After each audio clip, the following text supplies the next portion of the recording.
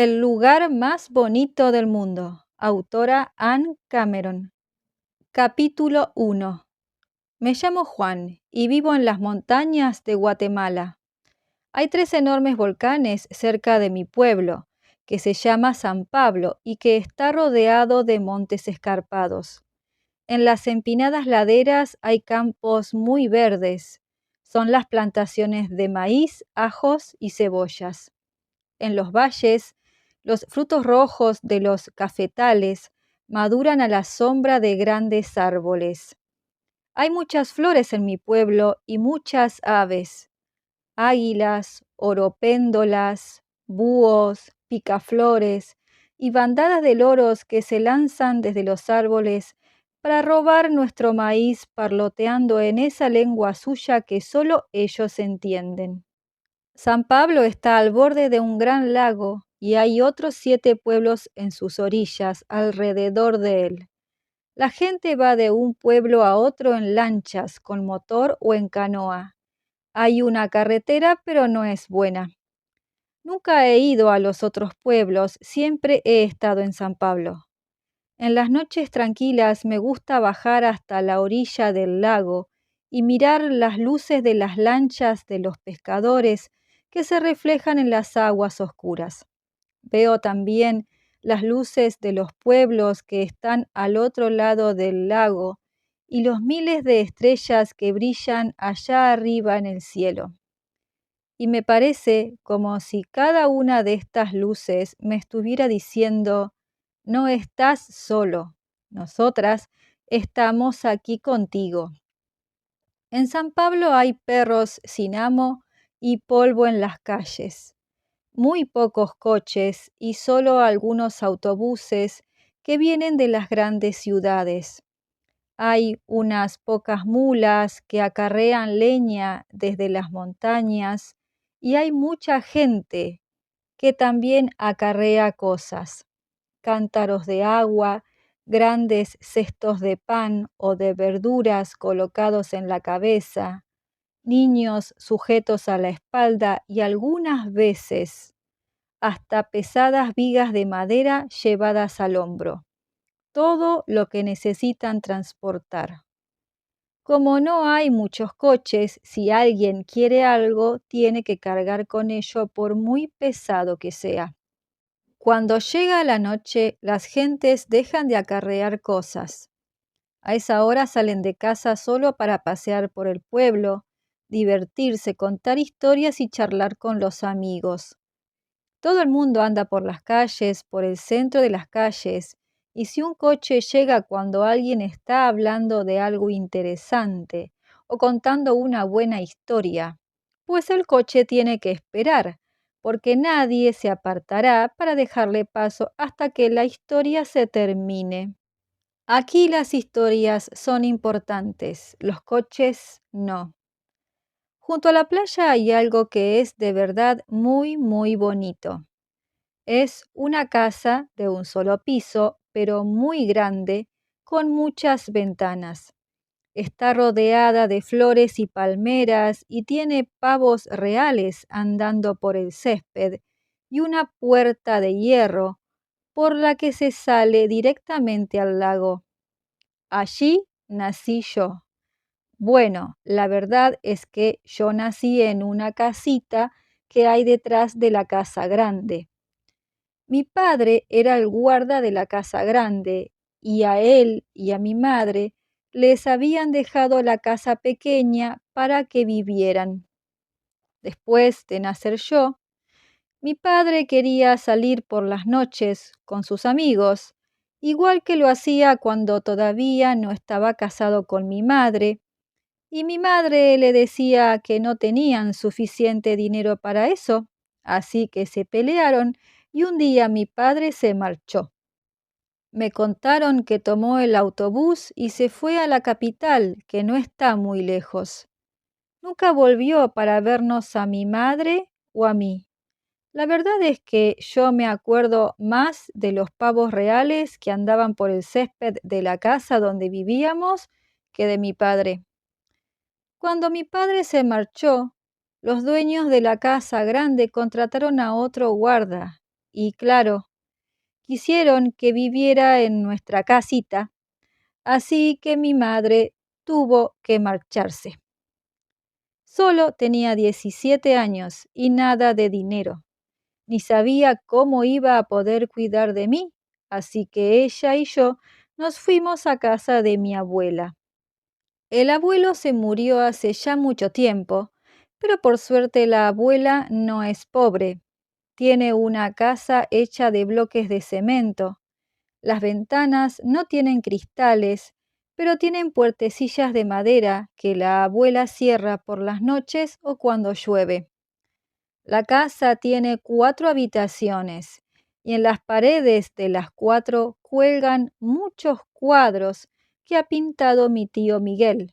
Son muy bonitos y él dice que algún día los venderá.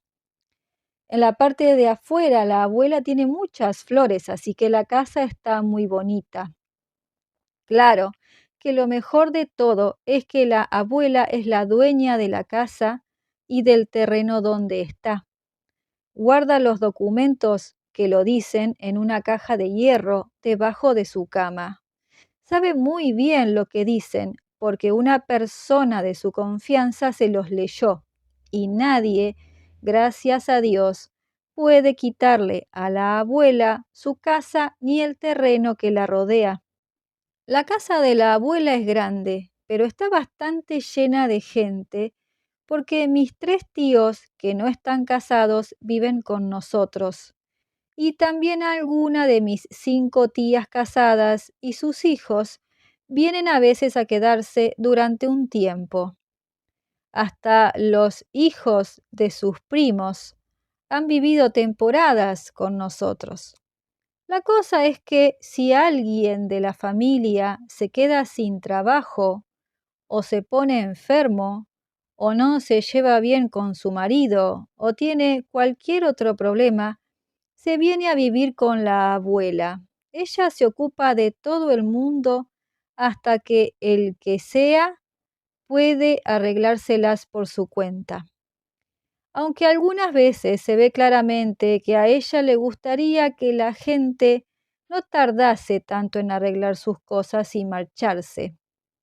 La abuela se gana la vida vendiendo arroz con leche en el mercado grande, donde la gente va cada día a comprar cosas de comer.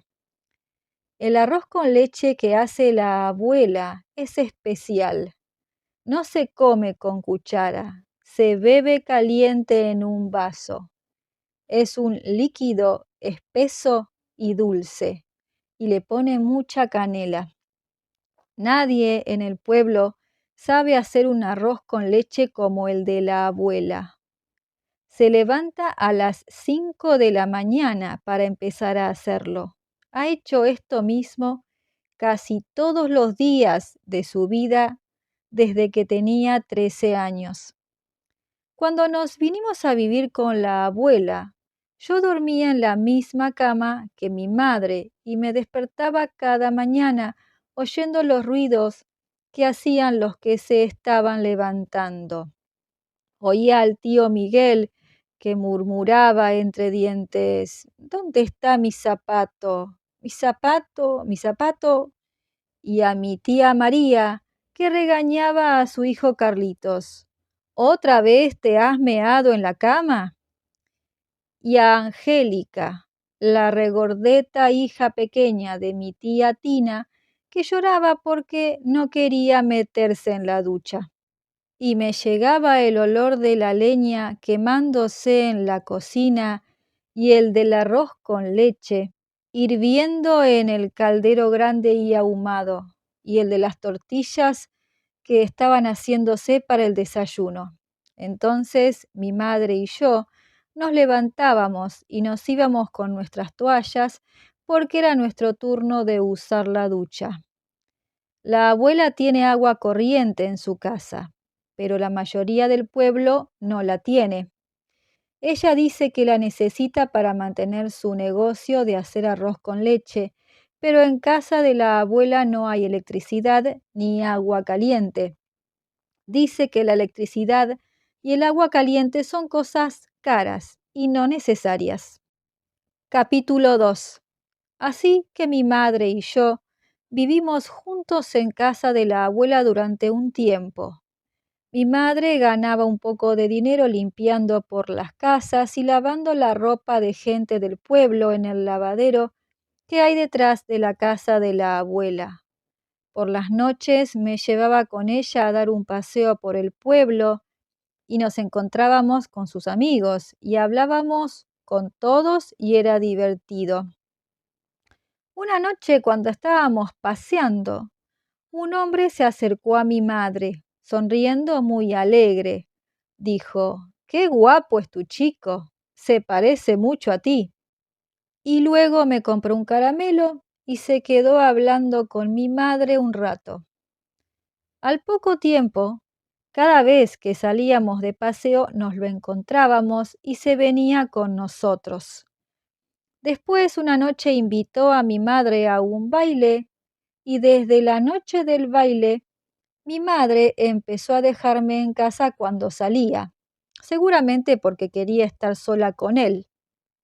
Y de repente, un día me dijo que se iba a casar con aquel hombre que habíamos encontrado en la calle. Se iba a ir a vivir con él. Pero yo no me podría ir con ella porque él no quería. Él quería una familia, pero quería niños que fueran hijos suyos y además no tenía dinero para mantenerme a mí.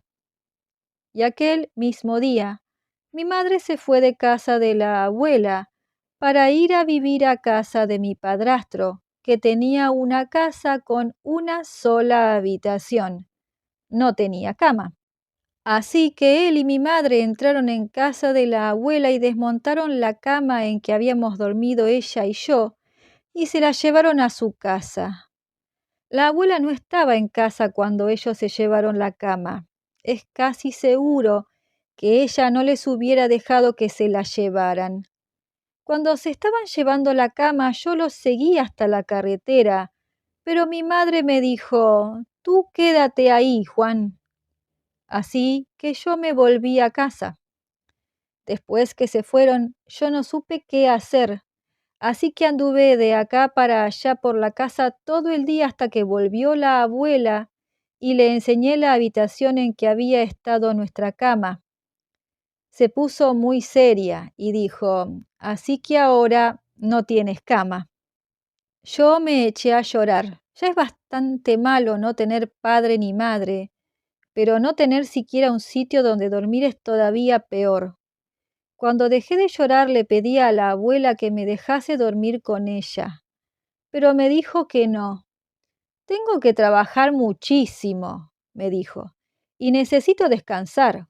Demasiado tiempo he tenido que dormir con niños. Los niños dan patadas». «Yo no doy patadas», le dije. «Eso dices tú ahora, pero cuando estés dormido darás patadas», dijo la abuela. Vio que yo iba a empezar a llorar otra vez.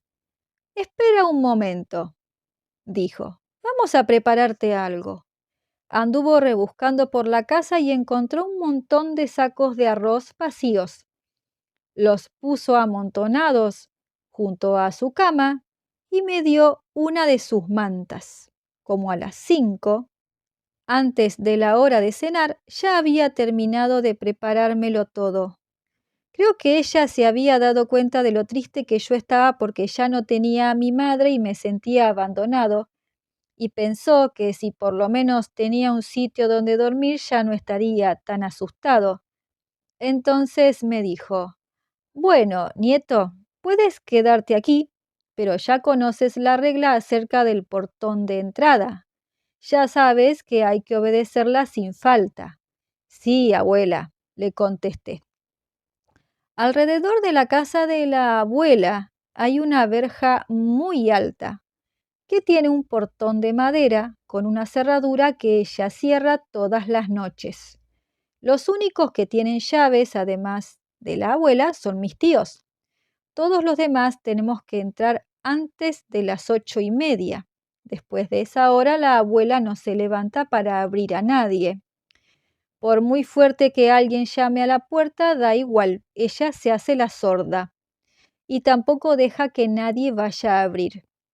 Yo le había dicho a mi abuela que había entendido muy bien lo del portón, pero como yo era muy niño entonces, probablemente no lo entendí muy bien del todo. Después de la marcha de mi madre, empecé a salir solo cuando terminaba de cenar. Nadie se preocupaba por mí, así que yo hacía todo lo que quería. Una noche, pocos días después de que mi madre se marchara, di un paseo muy largo hasta el lago, pero cuando volví a casa de la abuela hacía ya mucho tiempo que se había hecho de noche y el portón estaba cerrado. No sabía qué hacer y además empezaba a tener frío. Yo solo llevaba pantalones cortos y una camiseta, y aunque por el día hace calor en San Pablo, por las noches hace frío porque estamos a mucha altura y entre montañas. Lo único que se me ocurrió fue ir en busca de mi madre. Yo sabía dónde estaba la casa de mi padrastro, así que decidí ir allá. Cuando llegué vi a través de la ventana una vela encendida. Nadie se acuesta o sale dejando una vela encendida porque puede arder toda la casa, así que yo estaba seguro de que había alguien despierto dentro. No llegaba bien hasta el borde de la ventana y no podía ver quién era el que estaba adentro, así que puse una piedra bajo la ventana y me subí encima. Vi a mi madre. Estaba sola. Llamé a la puerta una vez, tan suavemente que no me oyó. Luego llamé otra vez más fuerte. Mi madre abrió la puerta, solo una rendija, y me vio. No dijo más que «tú».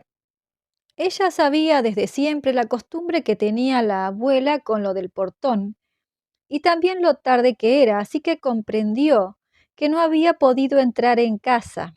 Se quedó un momento en la puerta, luego me dijo «entra». Vio que yo estaba temblando. Algunas veces no se tiembla solo de frío.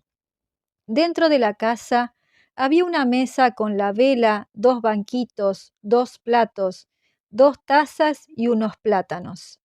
Había unas pocas ropas colgadas de clavos en la pared y una alfombrilla en el suelo y la cama, claro. Eso era todo. La habitación estaba muy vacía. Lo que más me hubiera gustado es que tuviera otra puerta por la que yo pudiera escapar si mi padrastro entraba por la puerta delantera. Te puedes quedar aquí, me dijo mi madre, pero si tu padrastro te ve cuando vuelva se pondrá furioso y te pegará. Tienes que esconderte debajo de la cama y dormir ahí. Así que me arrastré debajo de la cama bien pegado a la pared para que no se me viera, y mi madre sacudió la alfombrita para limpiarla un poco y me tapó con ella. No podía dormirme, me daba miedo pensar en lo que podría ocurrir cuando mi padrastro volviera. Después de un rato sonó un golpe muy fuerte en la puerta y mi madre descorrió el cerrojo. Desde donde yo estaba, lo único que pude ver fueron las piernas y los pies de mi padrastro entrando en la casa. Luego oí que besaba a mi madre. El tipo ese apareció por fin y me pagó el dinero que me debía, dijo mi padrastro. Así que mañana puedes ir a comprar las cosas que necesites. Ah, muy bien, dijo mi madre. Luego hablaron un poco sobre las cosas que iban a comprar. La vela se está acabando, dijo mi padrastro. Es hora de echarse a dormir. Vi cómo sus pies se acercaban y se acercaban. La cama crujió cuando se sentó encima. Se quitó los zapatos y puso los pies descalzos sobre el suelo. ¿Dónde está la alfombrita?, preguntó. La he lavado, está fuera, contestó mi madre. Aún no está seca. Bueno, no importa, dijo mi padrastro y los dos se acostaron. Yo me dormí. Capítulo 3. Por la mañana mi madre me despertó muy temprano antes de que se despertase mi padrastro. Salí arrastrándome de debajo de la cama sin decir nada y con todo cuidado para no hacer ningún ruido. Mi madre descorrió el cerrojo y yo caminé de puntillas hasta la puerta. «Acuérdate», me dijo mi madre en un susurro, «no debes volver aquí nunca más». Cerró la puerta y yo me fui corriendo por la carretera hasta casa de mi abuela. «¿Dónde has estado? ¿De dónde vienes?», me preguntó la abuela. «De casa de mi madre». «¿Y qué ha pasado?», quiso saber ella. «Nada», le dije, «solo que no puedo volver allí nunca más». Y yo creía de verdad que nunca volvería. Pero al llegar la noche mi abuela me agarró de la mano y me dijo, «ven conmigo». Y los dos fuimos hasta casa de mi madre. La abuela llamó a la puerta despacio 3 veces. Mi madre abrió la puerta. Vimos a mi padrastro detrás de ella sentado en la cama. Se puso de pie en cuanto vio a la abuela. «Hola, madre, ¿cómo estás?», dijo mi madre. Ella y mi padrastro parecían muy nerviosos, pero la abuela estaba tan tranquila. «Yo estoy bien, como siempre», dijo la abuela, «pero el chico necesita una cama y a vosotros os toca conseguírsela». Se dio la vuelta, me puso una mano en el hombro y nos fuimos. Y me consiguieron una cama. A la semana siguiente, ellos mismos me la trajeron a casa de la abuela.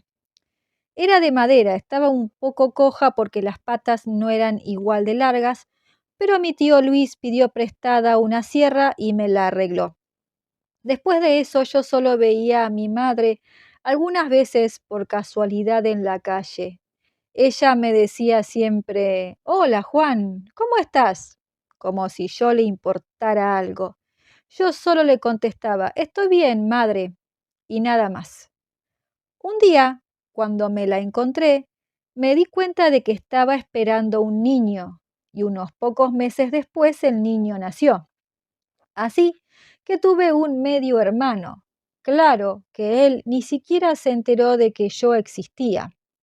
Cuando le vi una vez jugando en un lado de la calle, me entraron ganas de pegarle y tirarle al suelo y darle patadas, porque él tenía a mi madre y yo no la tenía, pero nunca le pegué. Era solo un niño pequeño y yo sabía que él no tenía la culpa de nada. Bueno, y de todas formas mi vida no era tan mala. Jugaba al fútbol en la calle con mis primos y los otros chicos de la vecindad. Mi tío Rodolfo me enseñó a dar saltos mortales hacia adelante y hacia atrás y mi tío Miguel me dejaba algunas veces pintar con sus pinturas. Algunas pocas veces salía por las noches a pasear con mis tías, como antes hacía con mi madre. Y otra cosa que también hice fue ayudar a mi abuela a vender arroz con leche en el mercado. Aprendí a servirlo, a cobrarlo y a devolver el cambio, y también a vigilar que nadie se fuera sin pagar cuando la abuela estaba distraída. Después que trabajé unos cuantos días con la abuela, ella me dijo que creía que ya estaba preparado para tener un negocio por mi cuenta. Me compró un equipo de limpiabotas y una banqueta para que se sentaran los clientes y me enseñó a lustrar zapatos. Entre los dos pensamos dónde me convendría instalarme para conseguir más trabajo y decidimos que sería junto a la oficina de turismo y la enorme foto de San Pablo que tenía cosas escritas debajo. Los primeros días la abuela me vigilaba.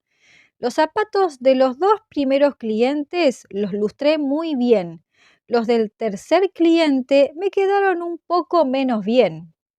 «Bueno, no importa», me dijo el hombre, «están bien así». Y ya iba a pagarme. Pero la abuela dijo, «No, no están bien. Tiene que hacer un buen trabajo cada vez y todas las veces. Si no lo hace, no será capaz de ganarse la vida». «Tiene usted razón», dijo el cliente. Así que lustré sus zapatos hasta dejarlos perfectos. «¿Serás capaz de hacerlo así siempre?», me preguntó la abuela. Le dije que sí, y entonces ella se marchó otra vez al mercado a vender su arroz con leche. Lustré muchísimos zapatos y muy pronto ya me estaba ganando $1 diario. Los hombres Solo ganan $2 al día, de modo que yo no lo estaba haciendo nada mal. Mientras lustraba sus zapatos, hablaba con mis clientes, les preguntaba que dónde vivían y lo que hacían y si tenían hijos. Trabajar era divertido. Todo el dinero que ganaba se lo entregaba a la abuela y siempre que lo hacía ella me abrazaba sonriendo y me daba un beso y 10 céntimos para mí. Capítulo 4. Solo había una cosa que a veces me hacía sentirme un poco triste, y era cuando veía que pasaban cerca de mí chicos que iban a la escuela. Yo me pasaba el día sentado entre el polvo manchado de betún y ellos iban limpios y bien peinados con sus lápices y sus cuadernos camino de sus clases. Hay muchos chicos que no van a la escuela porque sus padres quieren que trabajen.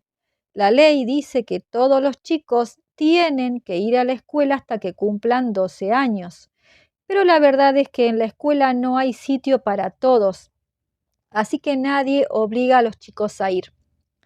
La mayor parte de los chicos que trabajan lo hacen en el campo, en las plantaciones de cebollas, así que yo me sentía muy solo cuando veía pasar a los chicos que iban a la escuela. Después de un tiempo empecé a preguntarme por qué mi abuela no me habría mandado a mí a la escuela, y se me ocurrió pensar en que si me quisiera de verdad me habría mandado a la escuela en vez de tenerme limpiando zapatos.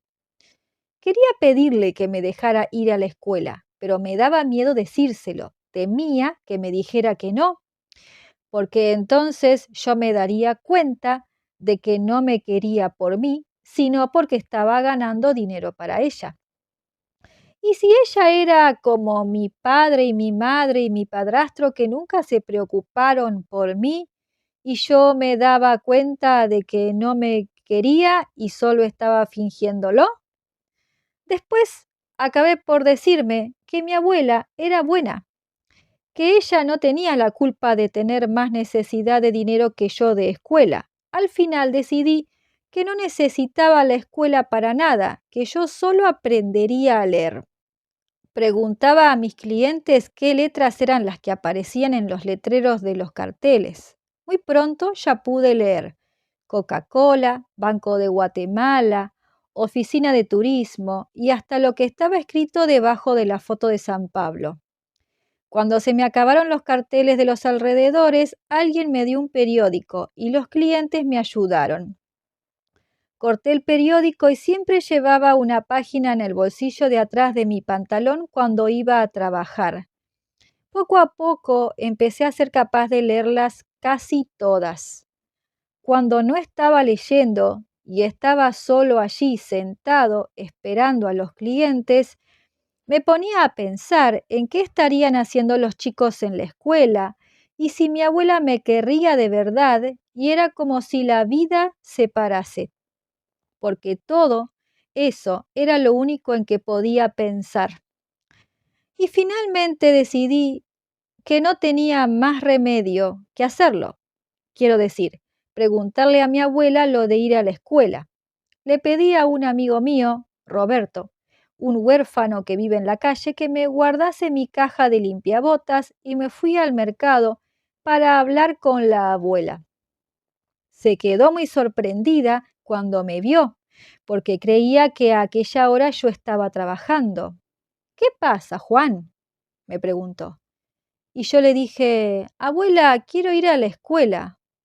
¿A la escuela?, me dijo, tan asombrada como si yo le hubiera dicho que quería irme a Marte. No puedes ir. Sí que puedo, dije yo. Todo lo que tienes que hacer es llevarme. Yo había pensado que si ella me decía que no, yo lo aceptaría, pero no lo hice. Eres muy pequeño, me dijo. Solo tienes 5 años. Abuela, no tengo 5, tengo 7. Éramos tantos los que vivíamos con ella que había perdido la cuenta de los años que yo tenía. ¿Que tienes 7? ¿Y por qué no me lo has dicho antes? Sois muchos y no puedo acordarme de la edad que tiene cada uno. Debiste habérmelo recordado en su momento. ¿Y cuánto tiempo hace que tienes 7 años? Y me lo preguntó como si sospechase que yo le había jugado una mala pasada cumpliendo 7 años. «6 meses», le dije. «¿Y has dejado pasar todo ese tiempo sin decirme nada?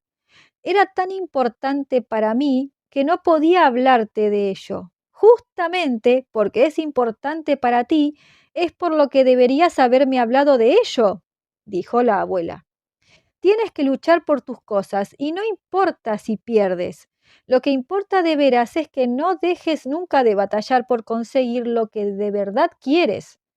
Desde luego», continuó, «hablo de cosas importantes, no de algo como agua caliente o electricidad.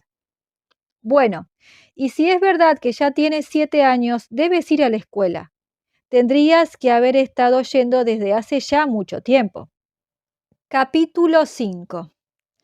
A la mañana siguiente, cuando me vestí, no me puse mi ropa de limpiabotas, sino mi ropa más limpia. Y antes de que empezase la escuela, la abuela y yo fuimos a ver a la maestra de primero, doña Irene. «Quiero entrar en la escuela», le dije. «¿Cuántos años tienes?», me preguntó. «7 y medio». «Pues sí, ya tienes la edad, pero no puedes empezar ahora. Entrarás el próximo curso», dijo doña Irene. Me despidió con una sonrisa y se puso a mirar unos papeles que tenía sobre la mesa. Mi abuela no se movió. «Tiene grandes deseos de entrar en la escuela», dijo.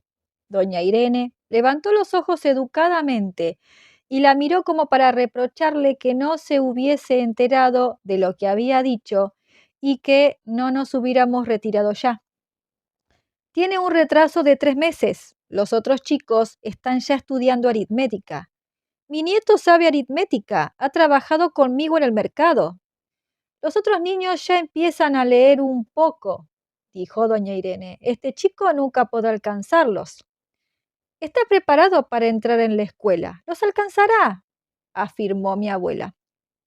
Doña Irene estaba seria. Miraba a mi abuela fijamente como para hacerle comprender que era ella y no mi abuela la que mandaba en la escuela. «No», dijo doña Irene. «Yo sé leer», dije. Saqué una página de periódico de mi bolsillo de atrás y empecé a leer en voz alta. Doña Irene me miró muy sorprendida. «Bueno, en ese caso», dijo. Así que me admitieron en primero. Iba a la escuela desde las 8 de la mañana hasta las 2 de la tarde. Después limpiaba zapatos. Tenía dinero para comprar libros y cuadernos y todo lo demás que necesitaba, porque la abuela había guardado para mí en su caja de hierro todo lo que había ganado como limpiabotas. Capítulo 6. Al cabo de 2 meses, doña Irene me dio una nota para que se la llevase a la abuela. Se la enseñé después de la cena y ella le pidió a mi tía Tina que se la leyese, aunque yo le había dicho que yo podría leérsela. «No, Juan», me dijo la abuela, «habla de ti, así que no eres tú el que debe leerla». La nota decía que los maestros querían, si a la abuela le parecía bien, pasarme a segundo. Doña Irene decía que nunca habían tenido un alumno como yo, que hubiera aprendido a leer solo antes de empezar a ir a la escuela. Decía que sería una tragedia que un alumno como yo tuviera que dejar los estudios y que si en algún momento mi abuela no pudiera seguir mandándome a la escuela, los maestros me costearían los estudios. Cuando mi tía Tina dejó de leer, me miró como si antes no me hubiera visto bien en su vida y como si quisiera descubrir ahora qué era lo que yo tenía de especial y no pudiera verlo. Así que se rindió. «Bueno, pues enhorabuena», dijo. Pensé que la abuela también me iba a felicitar, pero lo que hizo fue echarse a llorar y abrazarme. Y dijo: «Cuando yo tenía 7 años, los maestros iban de casa en casa para apuntar a los niños en la escuela, pero al llegar a mi casa no me vieron porque mis padres me habían escondido en la leñera. Yo miraba por entre las rendijas de la madera y escuchaba. Mis padres dijeron a los maestros que no tenían ningún hijo en edad escolar, ninguno, Lo hicieron porque temían que si yo iba a la escuela no aprendería a trabajar. Lo hicieron por mi bien y yo no me quejé nunca, aunque siempre he sabido que fue un error. Se secó los ojos y me aseguró que me ayudaría en mis estudios, incluso si yo llegaba a ir a la universidad de la capital. Mientras ella viviese, me ayudaría siempre que yo hiciera todo lo posible por mi parte. Me miró como si yo ya fuera un hombre y me dijo que quizá a fuerza de estudiar llegaría yo algún día a descubrir por qué algunas personas eran pobres y otras ricas, y por qué algunos países eran ricos y otros pobres, porque ella había pensado mucho en ello y nunca había conseguido comprenderlo. Me sentí muy orgulloso, pero también algo asustado, porque la verdad era que había llegado casi por casualidad a aprender a leer yo solo, pero eso no significaba que yo fuera tan listo. Le dije a la abuela, a lo mejor no soy siempre capaz de hacer algo fuera de lo corriente. No tienes que hacer siempre cosas fuera de lo corriente. Lo que tienes que hacer es hacerlo todo de la mejor manera que puedas. Eso es todo. Estaba satisfecho de mí mismo, pero no estaba seguro de si me iba a gustar hacerlo todo siempre de la mejor manera posible. Se me ocurrió pensar que aquello podía llegar a ser bastante fastidioso. Si la gente empezaba a esperar demasiado de mí, iba yo a tener que trabajar más y más cada vez. Creo que me pide más que doña Irene y los otros maestros. Ellos no esperan tanto de mí, le dije. La abuela me miró muy seria. Ellos no te quieren tanto como yo. Luego añadió, ven, vamos a dar un paseo. Se puso su mejor rebozo y nos fuimos juntos a la calle. Ella caminaba como lo hace siempre, más alta y más derecha que nadie, y yo iba a su lado con mi brazo alrededor de su cintura. Fuimos hasta la oficina de turismo. Allí nos paramos delante de la foto de San Pablo, donde se veían las casas de nuestro pueblo, unas rosas, otras azul turquesa y algunas verde pálido, y detrás de ellas el lago azul y los volcanes y los escarpados montes. La abuela miró lo que estaba escrito debajo de la fotografía, luego lo tocó con su mano. ¿Qué pone aquí?, preguntó. Se lo leí. El lugar más bonito del mundo. La abuela pareció sorprenderse, y yo empecé a pensar si de verdad San Pablo sería el lugar más bonito del mundo. No estaba seguro de si la abuela habría estado en algún otro lugar, pero aún así pensé que ella sabría si lo era. Abuela, ¿lo es?, pregunté. ¿Es qué? ¿Es San Pablo el lugar más bonito del mundo? La abuela me miró muy pensativa. El lugar más bonito del mundo puede ser cualquiera, me respondió. ¿Cualquiera?, repetí. Cualquiera en el que puedas llevar la cabeza alta y en el que te puedas mostrar orgulloso de ti mismo. Sí, asentí. Pero me quedé pensando que allí donde hay alguien a quien se quiere muchísimo y donde hay alguien que nos quiere de veras, ese sí que es el lugar más bonito del mundo. Fin.